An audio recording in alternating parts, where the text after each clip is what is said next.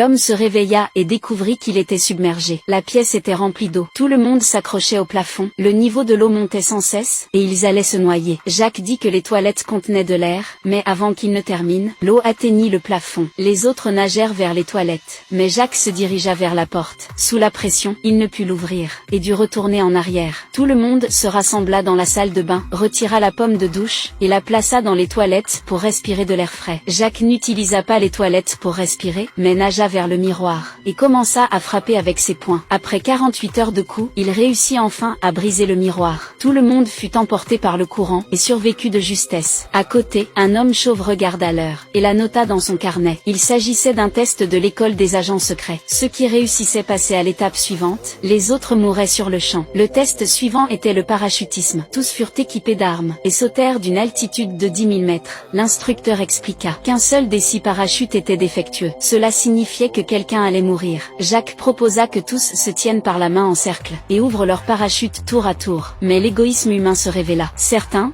constatant que leur parachute fonctionnait, abandonnèrent sans hésiter leurs compagnons. Finalement, il ne resta que 2 personnes. Alors que le sol approchait rapidement, Jacques et Lucie décidèrent de se faire confiance. Ils s'embrassèrent, et ouvrirent leur parachute au dernier moment. Tous 2 atterrirent en sécurité, et réussirent le test. Les autres furent immédiatement éliminés. Ceux qui avaient trahi leurs compagnons n'étaient pas dignes de devenir agents secrets.